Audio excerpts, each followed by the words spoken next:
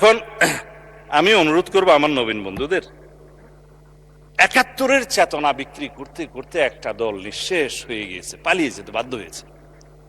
আমরা সবাই জুলাইয়ের চেতনাকে যেন রাজনৈতিক ব্যবসা হিসেবে,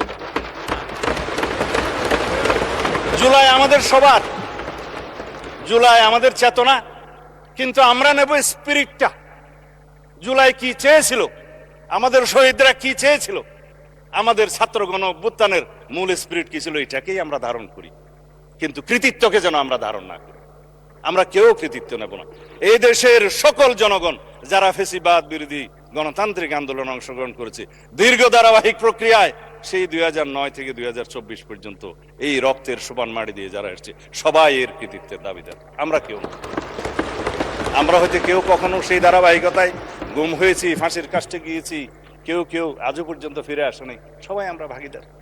সুতরাং আমি বলবো, আমরা এই যে ইলেকশন ইঞ্জিনিয়ারিং এর কথা বললাম, এই জাতীয় বক্তব্য যেন আমরা না দিই, যেটা ইন্টারন্যাশনালি অ্যাকসেপ্টেড, সেই হিসাবে যেন আমরা যাই।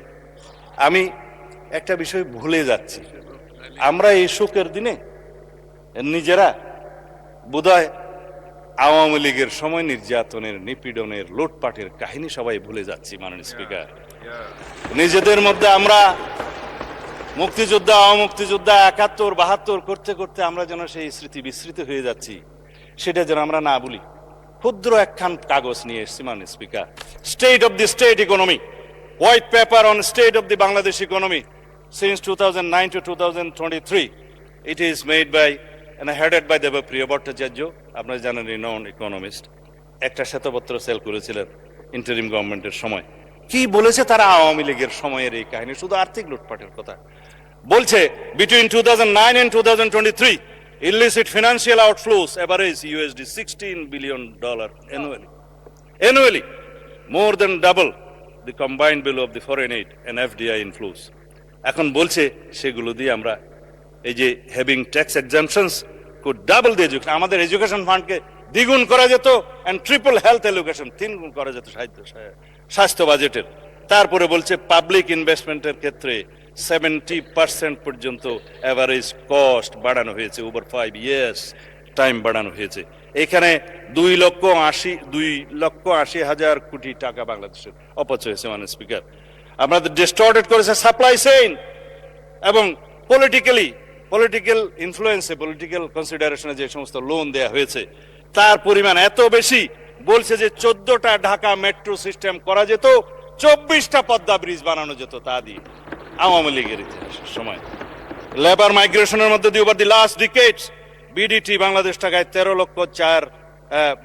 লাখ করোড়, 13 লক্ষ কোটি টাকারও বেশি, 1.34 ট্রিলিয়ন, এটা শুধু ফানেলড হয়েছে, সাইফন্ড হয়েছে ফন্ডের মাধ্যমে বিদেশে আওয়ামী লীগের সময়। আর সোশ্যাল সেফটি নেটওয়ার্কের সময় বলেছে বিষয়ে যে ভালনারেবল পিপলের ক্ষেত্রে as per 2022 73% of the social safety net beneficiaries were classified as non-poor. তার মানে আওয়ামী লীগের বিবেচনায় যারা যারা দরিদ্র তাদেরকে সোশ্যাল সেফটি নেটওয়ার্কের মধ্যে নিয়ে আসছে, অর্থাৎ ধনীরা এই সমস্ত সেফটি নেটওয়ার্কের মধ্যে ছিল। এই হয়েছে একটা টোটাল করাপশনের চিত্র। মাননীয় স্পিকার, এর বেশি বলবো না, শুধু এখানে একটা মুদ্রা লাইন যে 2009 থেকে 2024 এই সময় পর্যন্ত আওয়ামী রেজিমে 30 লক্ষ কোটি টাকা প্রায় বিদেশে পাচার হয়েছে। সেই রিপোর্ট বলা হয় 29,25,000, এটা অ্যাপ্রক্সিমেটলি 30 লক্ষ কোটি টাকা বাংলাদেশ থেকে পাচার হয়েছে মাননীয় স্পিকার। এই হলো আওয়ামী চিত্র। আর আমরা এখানে বাহাস করতেছি কে মুক্তিযোদ্ধা কে মুক্তিযোদ্ধা না। আমরা আসুন সবাই সম্মিলিতভাবে বিদেশে পাচারকৃত এই সমস্ত অর্থ ফেরত আনার ব্যবস্থা করি। আজকে শুনে আরো খুশি হয়েছে মাননীয় স্পিকার যে বলে যে আমরা তো বিরোধী দল না।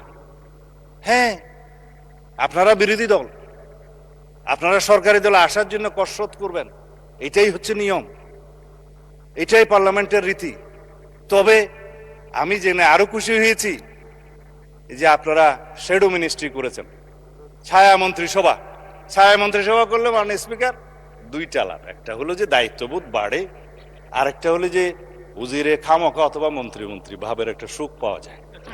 তো আমি অভিনন্দন জানাই যে আসুন আমরা শ্যাডো মিনিস্ট্রি হিসেবে আপনারা ডিক্লেয়ার করুন, কাউন্টার পার্ট হিসেবে আমার বিপরীতে মনে হয় আমার সোজাসুজি আছে হোম মিনিস্টার সাহেব শ্যাডো।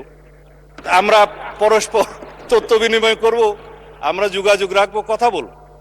তবে না, আমি আপনাকে হোম মিনিস্টার খেতাব দিছে, সুখী হওয়া দরকার। তো যাই, মানে স্পিকার ব্যাংকের বিষয়ে কথা বলছে, বলে যে না আমাদের কোনো ব্যাংক ট্যাঙ্ক নাই, কিন্তু আবার যখন কথা বলছে তার মধ্যে আবার কৃতিত্ব অন করছে যে কিছু সংখ্যক লোক করেছে, সেটা কৃতিত্ব নিয়েছে এসে। মানে স্পিকার ব্যাংক টাকা তো ভালো, অস্বীকার করার দরকার, তবে শুধুমাত্র দুষ্ট লোকেরা বলে যে কত পার্সেন্ট শেয়ার কার আছে এটা একটু খোলাসা করা দরকার।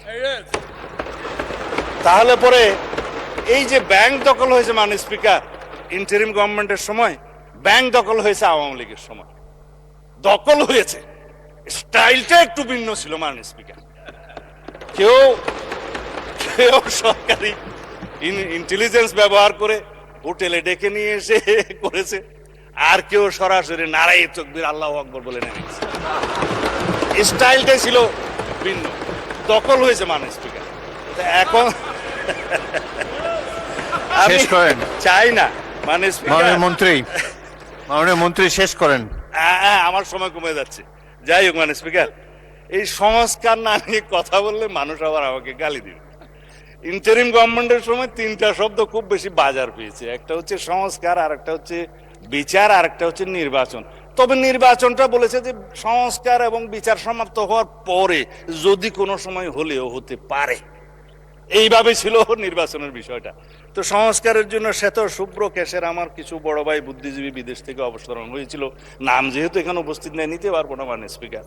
তারা মাথায় টুকরি ভর্তি করে অলৌকিক কিছু সংস্কার নিয়ে দেশে অবতরণ করলে পরে আমরা সংস্কার কমিশনে আলাপ আলোচনা করতে করতে করতে করতে এই জুলাই জাতীয় সনদটা এই পর্যন্ত প্রণয়ন হয়েছে। এখানে একটা বিষয় উঠে এসছে, মনে হয় মাননীয় সদস্য তাহের সাহেবের বক্তৃতার মধ্যে, যে নোট অফ ডিসেন্ট দেওয়ার কথা তো ছিল না সম্মতভাবে। এখানে জুনায়েদ সাহেব বক্তৃতা দিয়েছিলেন, যখন 70 অনুচ্ছেদের বিষয়টা প্রথম ডিসাইডেড হয় ঐকমত্য কমিশনের, জাতীয় ঐকমত্য কমিশনের প্রথম দিকের সবাই, তখন সবাই নোট অফ ডিসেন্ট সহ এইভাবে ঐকমত্য হলেন যে দুইটা বিষয়ে সবাই একমত। তবে বিএনপি সহ কয়টা দল আরো মনে করে সংবিধান সংশোধনী এবং জাতীয় নিরাপত্তার বিষয়টি এই 70 অনুচ্ছেদের ভিতরে থাকতে হবে। সেই দিন থেকে ডিসাইড হলো নোট অফ ডিসেন্ট সহকারে জুলাই জাতীয় সনদ প্রণীত হবে, এবং নোট অফ ডিসেন্ট সহকারে আপনারা স্বাক্ষর করেছেন, এখানে স্বাক্ষর আছে বড় বড় হাতের স্বাক্ষর, আমরাও স্বাক্ষর করেছি। আসুন সেই জুলাই সনদকে বাস্তবায়ন করি।